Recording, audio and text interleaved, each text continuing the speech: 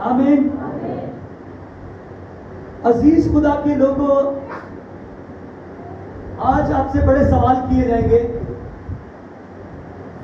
लिखा है कि यूहन्ना जो बपतिस्मा देने वाला शख्स, जो खुदा का नबी, लिखा है वो अपने बॉडी को, उसकी जो बॉडी है उसकी शर्मिंदगी को ढांपने के लिए, लिखा है वो ऊंटों के बालों की पोशाक पहने और चमड़े का पटका अपनी कमर से बांधे रहता और उसकी खुराक टिड्डियां और जंगली। कोई है जो ऐसे कपड़े, ऐसा खाना खाता हो? आप क्या खाते हैं? बोले, आप क्या खाते हैं? आप रोटी खाते हैं, आप चावल खाते हैं, आप पिज्जा भी खाते हैं, आप बर्गर भी खाते हैं, और क्या क्या खाते हैं? हाँ जी, शिकंजी भी पीते हैं, और क्या क्या खाते हैं आप? लेकिन आपने टिड्डियां कभी नहीं खाई। आपने कभी शहद, लिखा टिड्डियां और जंगली शहद, ये दो चीजें वो खाता है।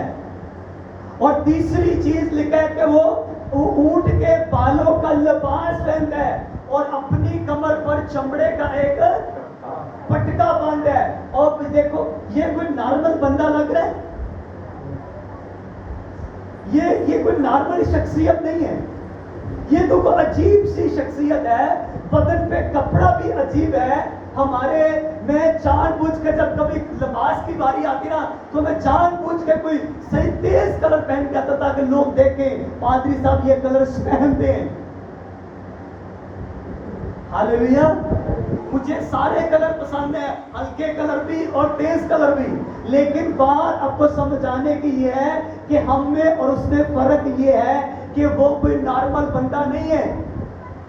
ये एक ऐसी पर्सनैलिटी है, ऐसी शख्सियत है जिसकी शख्सियत हमारी शख्सियत के साथ बिल्कुल मिलती, बिल्कुल मैच नहीं करती। इन बच्चों को जरा बिठाई, थोड़ा डिस्टर्ब हो रहा हूं मैं। इसलिए बड़े ध्यान समझना है कि यूहन्ना की जो पर्सनैलिटी है वो हमारी किसी के साथ मैच नहीं करती। अगर उसकी और हमारी जो रोजमर्रा की जिंदगी मैच नहीं ना करती, तो भाई साहब उसका मसा और हमारा मसा भी मैच नहीं करेगा। आज मुझे और आपको बड़ी बड़ी बरकतें चाहिए, बड़ा बड़ा बहुत बड़ा मसा चाहिए। यहां पे कोई कमांड के साथ नहीं कहा जा रहा, ये बड़ी इंकिसारी आजिज़ी के साथ, बड़ी हलीमी के साथ कहा जा रहा है कि आप इस डॉग चौधरी की एक ऐसी चर्च हो जो अपनी जमीन खरीद रही है। और इस वक्त डॉग चौधरी में सबसे ज्यादा अगर किसी की जमीन होगी ना, तो वो आपकी जमीन होगी, और वो भी चर्च की। उसके ऊपर नीचे कोई भी पादरी साहब का घर नहीं होगा, पादरी साहब का वॉशरूम तक नहीं होगा। ये सारी टोटल खुदा के घर के लिए इस्तेमाल होगी। इसके ऊपर 10 मंजिल और जितनी बड़ी मंजिल होगी, ये सब खुदा के घर के लिए इस्तेमाल होगी। आमीन। अब पहली डॉग चौधरी की पहली फर्स्ट चर्च होगी जिसकी सबसे ज्यादा जमीन होगी। आपको शायद समझ नहीं आ रही, पर मैं बताना चाहता हूं ये ऐसे नहीं होता।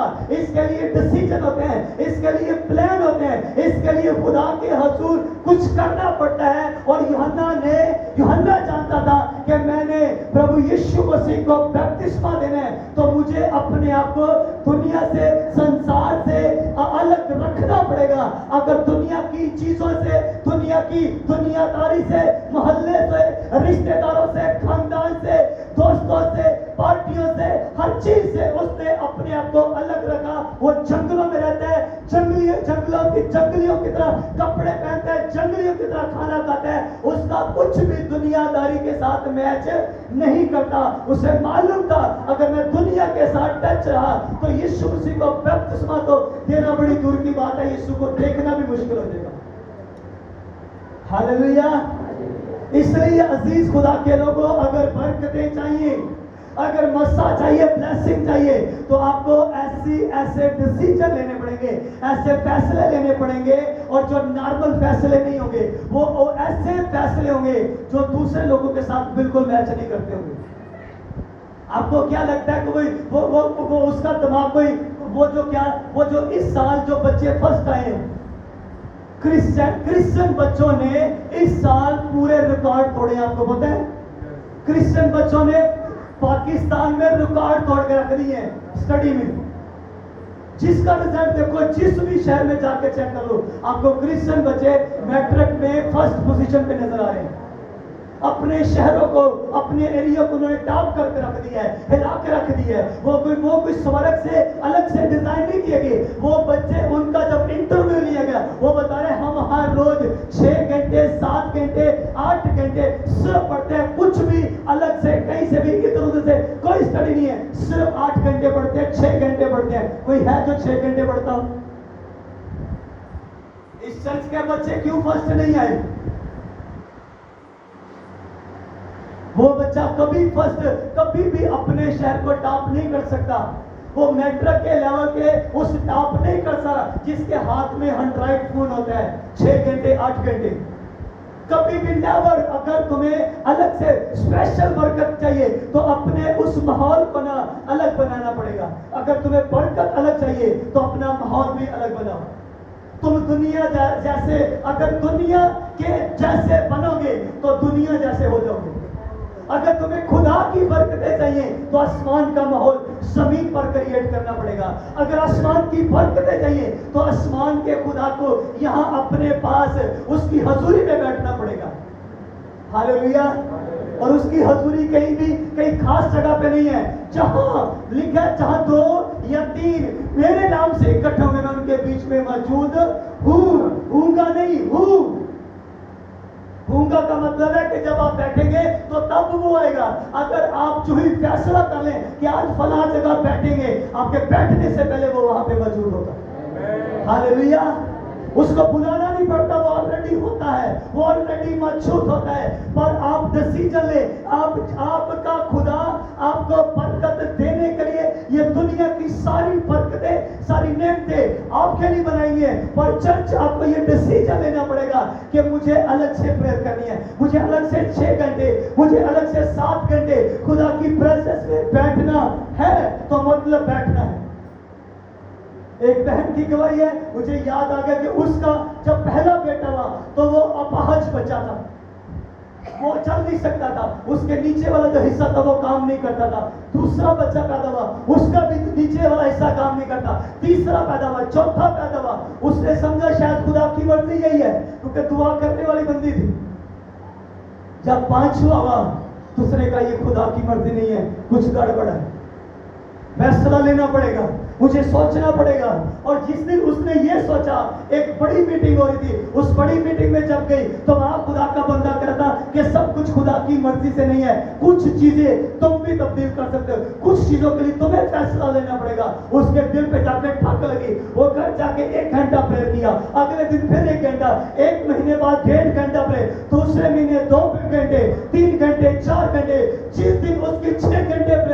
और उस दिन जिस दिन 6 घंटे प्रेयर लिखा, वो संडे चर्च गई और सुबह उठी, उसने कहा खुदावन आज फुल नाइट प्रेयर करगी। और जब फुल नाइट प्रेयर की और सुबह जब उसके बच्चे उठे तो सारे चल रहे थे यीशु मसीह में। हालेलुया। सारे के सारे पांचों बच्चे उसने अपने पैरों पर खड़े होकर वो चल रहे थे। डिसीजन लिया, फैसला लिया, अपने इर्द गिर्द के माहौल को चेंज किया। आसमान के खुदा ने प्लान बदल दिया। Hallelujah, hallelujah. चर्च, आपको बताना चाहता हूं कि आपको डिसीजन लेना है। ये चर्च ऐसे नहीं बनेगा।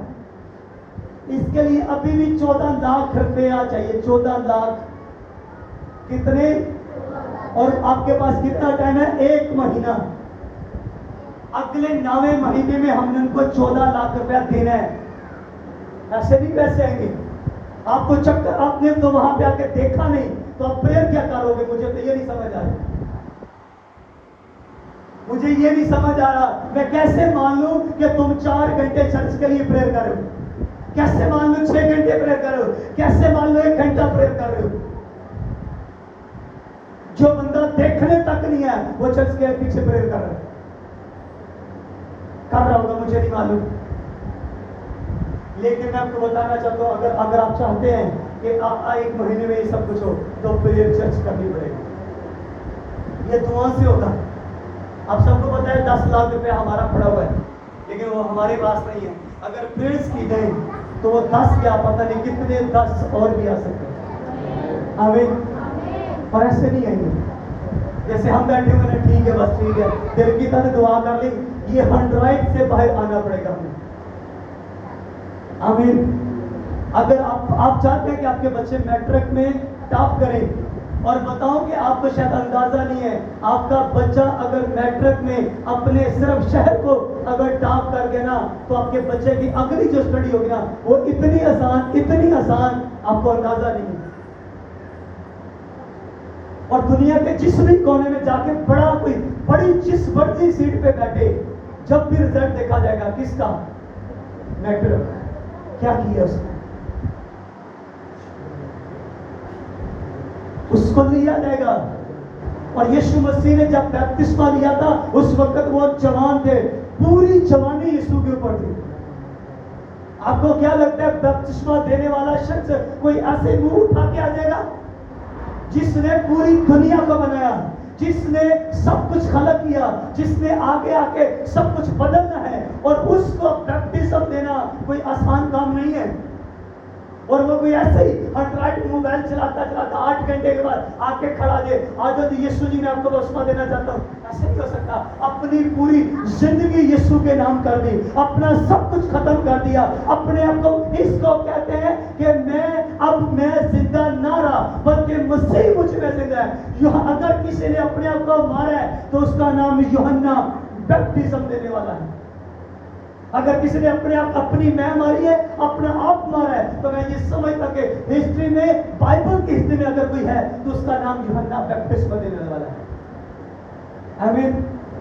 यूहन्ना ने अपना आप मारा है, उसका भी दिल करे कि वो भी आज की तरह, नौजवानों की तरह सब कुछ करे। उसका दिल करता है कि वो पार्टियों में जाए, उसका दिल करता है कि वो दोस्तों के साथ जाए, उसका भी दिल करता है कि दोस्तों की बाजुओं के ऊपर, उसके कंधों के ऊपर बाजू रखे गलियों में घूमे। कभी आपने किसी गली में ऐसा देखा हो, कोई ऐसा कुत्ता जो काटता हो, ऐसा कुत्ता जो लोगों को काटता है, उस गली से लोग गुजरते हैं, मुश्किल हो जाता है। तो जिस गली में 6-7 खड़े हो, जिस गली में 6-7 कुत्ते खड़े हो, लड़कियों को गुजरना मुश्किल हो जाता है। होता कि नहीं होता? समझ आ रही है नहीं आ रहा? मैंने कहा गली में 6-7 8 10 15 20 कुत्ते खड़े हैं, और लड़कियों को गुजरना, औरतों को गुजरना मुश्किल हो रहा है।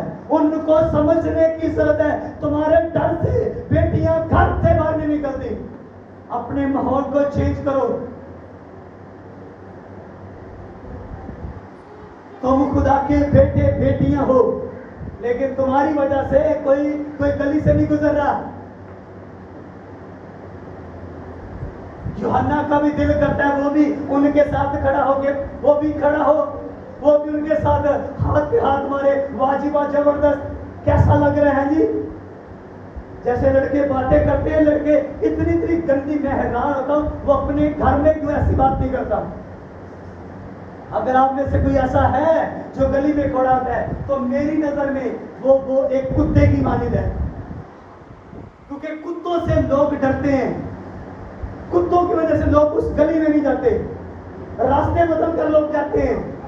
आपकी वजह से अगर किसी को रास्ता बदलना पड़ रहा है, तो आप उस कुत्ते की मानिंद हो। इसलिए अपनी जगहें, अपने माहौल को बदलो। जंगल में चले जाओ, कहीं और जगह चले जाओ। इसीलिए अमेरिका में हर जगह अलग अलग बनाई गई है कि कोई भी इंसानियत, बूढ़ा हो, बुजुर्ग हो, बच्चा हो, औरतें हो, वो डिस्टर्ब ना हो। इसलिए यूहन्ना का भी दिल है। वो कोई 40 साल का 60 साल का बाबा नहीं है। वो भी यीशु मसीह की तरह ही, उसकी भी एज है। और जवानी की एज में वो जंगल में है, उसका भी दिल करता है पार्टियों में जाने में, उसका भी दिल करता है दोस्तों के साथ नशेबाजियां करने में, दोस्तों के साथ घूमने को, सब कुछ करने को, उसका भी दिल करता है कि ये खरीदा जाए, वो खरीदा जाए, पर उसने कुछ भी नहीं खरीदा।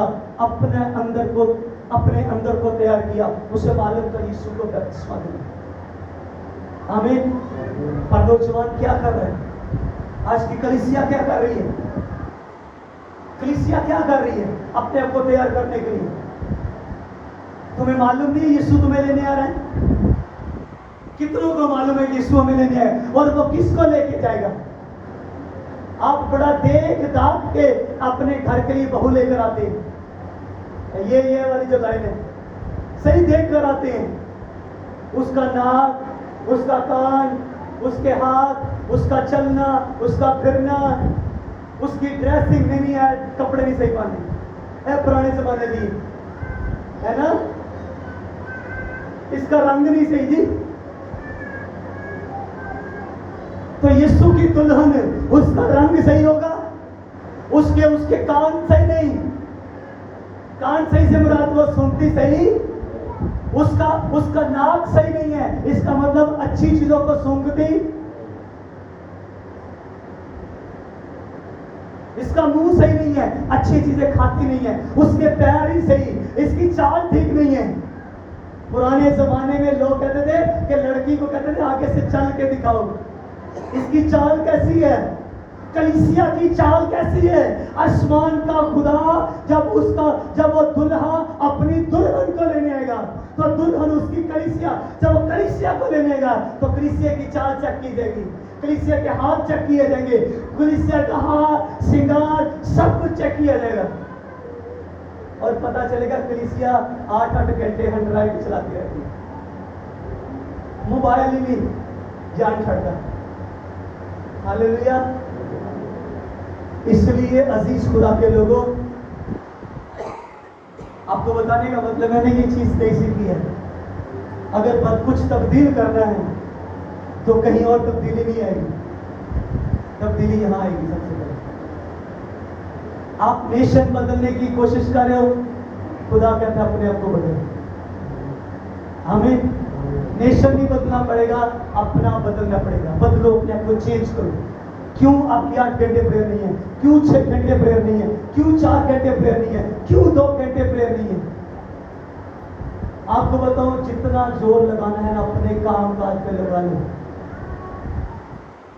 जब तक प्रेयर नहीं है तुम्हारे पैसे पे बरकत नहीं है, तुम्हारी रोजी रोटी पे बरकत कैसे आएगी? देखा, तू मेरी इबादत, ऊंचा बोले, तू मेरी, तब मैं तेरे रोटी पानी पर, तू मेरी इबादत कर और तब मैं तेरे रोटी पानी पर। पहले काम के इबादत, लालो साहब तुसी तो पहले काम करके आंदे हो घर का सारा।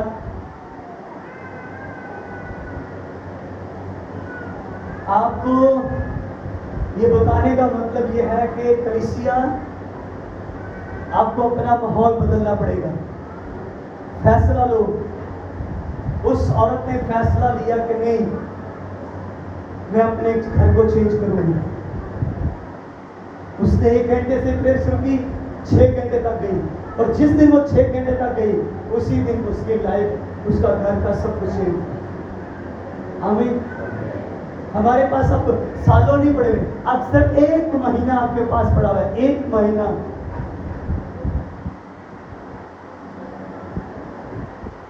अगर देखो, आप पीछे प्रेयर करो, शाम को बैठो, जल्दी खाना बनाओ, अपने बच्चों को भेजो, जाओ जी चर्च जाके काम करो, आप पीछे प्रेयर करो, 1 घंटा प्रेयर करो। हर रोज, हर वाइफ, हर बेटी, हर माँ घर में 1 घंटा 2 घंटे प्रेयर करे कि खुदावन तेरे लोग जाके काम करें, तेरे घर का, इनकी मदद कर। वो पहाड़ है, वो मिट्टी नहीं है, पहाड़ है, पहाड़ों को वो लिखा है कि पता नहीं किस तरह का गीत गाते हो, वो पहाड़ों को हिलाता है, इस तरह से वो गीत है। मेरा आपको ये बात समझ नहीं, आपको प्रेयर करनी है पीछे, और सिर्फ 14 लाख सिर्फ जमीन का दिन है, और 14-15 लाख और चाहिए होगा इसको बनाने के लिए। हमें ये है, ये देखिए आपको आपके लिए ये भी पहाड़ है, ये भी एक पर लिखे अगर तेरे अंदर राई के दाने के बराबर भी ईमान होगा और तू पहाड़ों से कहेगा और पहाड़ अपनी जगह से सिरकेंगे और वो थोड़े थोड़े करके सिरक रहे।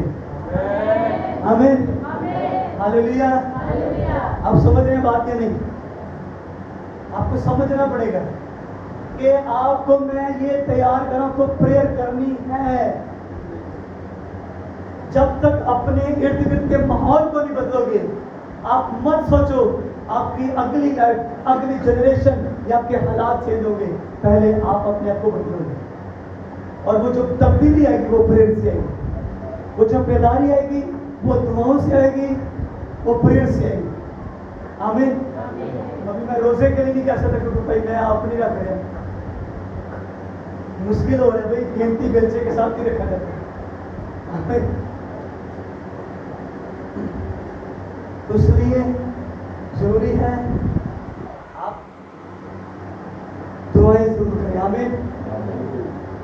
इसका फायदा चर्च को तो होगा, आपको उससे ज्यादा फायदा होगा, आपके बच्चों को ज्यादा फायदा होगा, आपकी जनरेशन बदल देगी। मैं आपको बता दूं, हमें जनरेशन समझते हैं, आने वाली जो नस्ल है ना वो भी खुदा चेंज कर देगा। ऑटोमेटिकली खुदा सब कुछ चीजों को बदलना शुरू कर देगा। आमीन, हालेलुया। इसलिए खुदा के लोगों ज्यादा तो टाइम वाला आप थोड़ा टाइम है। हालेलुया। इसलिए कलीसिया आपको बताने का मतलब है, देखो आपके पास पैसे ज्यादा हैं तो अच्छे कपड़े पहनो, नहीं है तो उनको धो के फिर पहनो, कोई प्रॉब्लम नहीं है। यूहन्ना ने अपनी सारी लाइफ, सारी जिंदगी उसी चमड़े के, उसी पटके के साथ और ऊँट के लिबास के, उसके बालों के साथ बना हुआ जो कपड़ा था उसी के साथ गुजार दिया। जब मरेंगे ना सबको एक ही कलर का सूट मिलेगा, ਤੁਹਾਡੇ सूट का भी वही रंग ते मेरा भी, मेरे सूट का भी वही रंग, कोई फर्क नहीं रहा। आज तक आया ना पीला खट्टा लिया उदो नहीं है बड़ा। हालेलुया। ये वो पाकिस्तान में एक रस्म है कि जो कवारा मर जाए सिर्फ उसको मिलता है, सामने नहीं लगना, हम शादीशुदा हमें नहीं मिलेगा।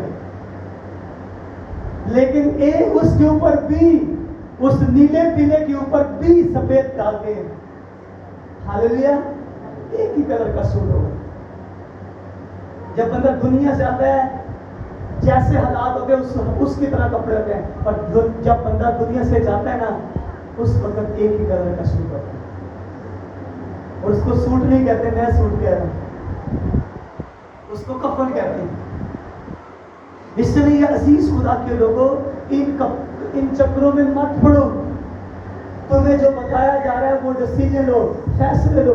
ये कपड़े तुम्हारे लिए खरीदने ये कुछ भी नहीं होंगे। आमीन। आज शायद तुम राजा बाजार से नहीं खरीद पा रहे, मैं बताऊं कि तुम अपने बच्चों की शादियों के जो कपड़े होंगे ना वो यूरोप से खरीदोगे। आमीन। कोई सोच सकता है कि आज राजा बाजार से नहीं खरीदे जा रहे? डिसीजन लो, ऐसा हो सकता है।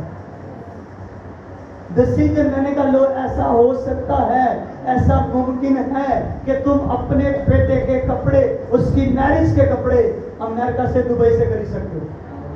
आमीन। और फैसला कौन लेगा जी? जंगल कौन जाएगा? 6 घंटे कौन प्रेयर करेगा? अपने आप को कौन मारेगा?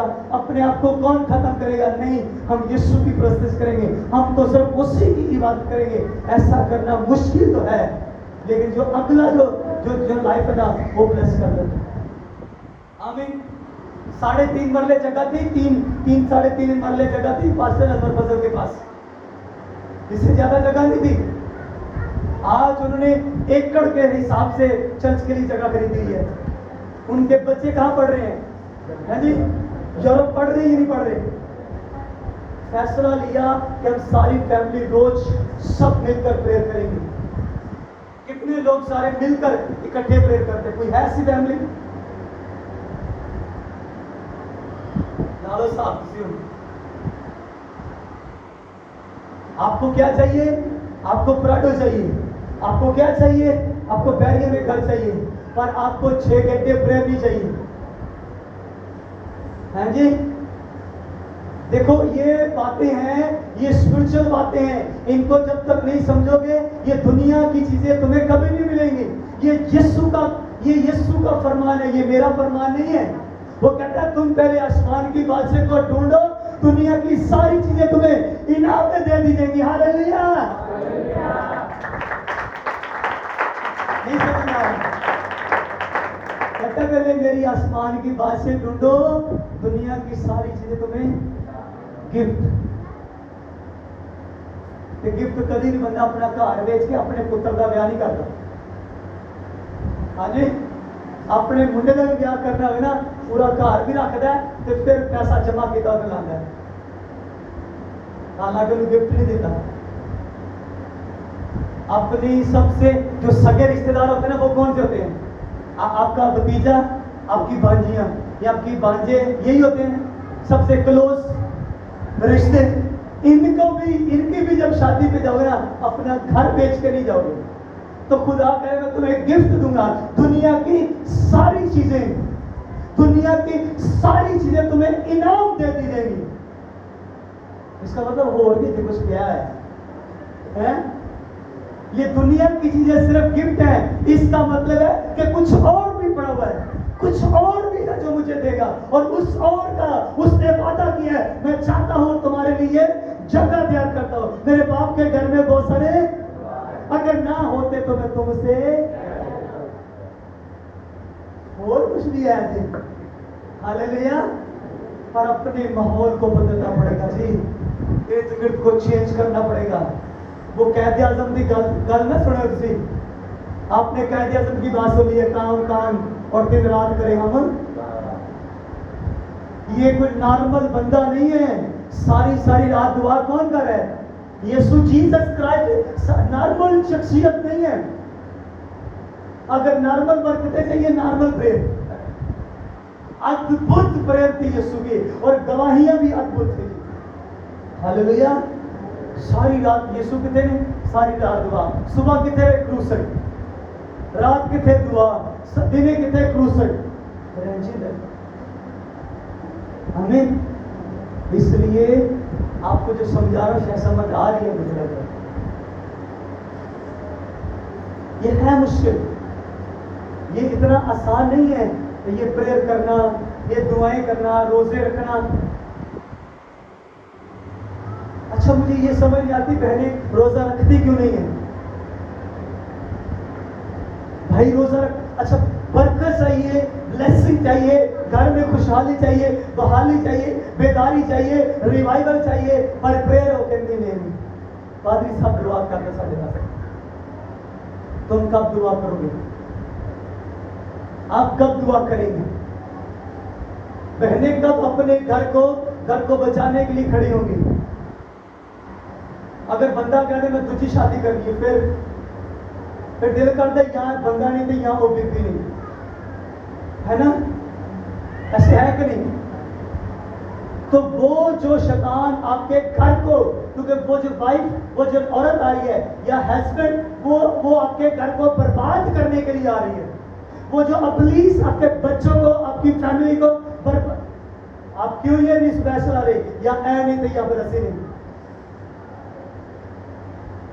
क्यों जी?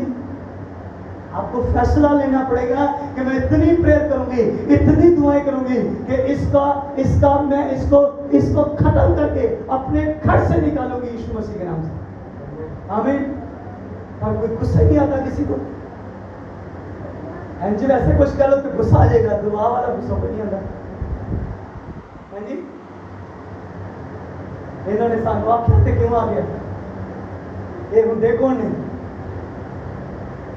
हाँ जी, अपनी अम्मा भावे छितरा रोज की खंड लाती है, सस कोई गल कर दे लै ये हुंदी कौन सानू गल करना है, तो ये बखरा करो अपना भांडा। है जी, अपना घर बखरा। आप डिसीजन क्यों प्रेयर में क्यों देना है कि खुदावन ये जो दरार आ रही है ये खत्म हो जाए। आमीन। पर नहीं जी, सेपरेट होना है बस कर होने, ये होना या ना होना, मैं दोनों के खिलाफ नहीं हूं। आप होना चाहते हैं तो मैं तब भी आपके साथ, आप नहीं होना चाहते तो तब भी मैं इसके हक में हूं। आप जिस तरह से राजी में उस पर मैं कहता हूं कि अगर अबलीस गड़बड़ कर रहे हैं, आपके घर में लड़ाई झगड़े की स्पीड पैदा कर रहा है, आपके बच्चों को नशे पे लगा रहा है, आप खड़े क्यों नहीं हो रहे? मेरे बताने का मतलब ये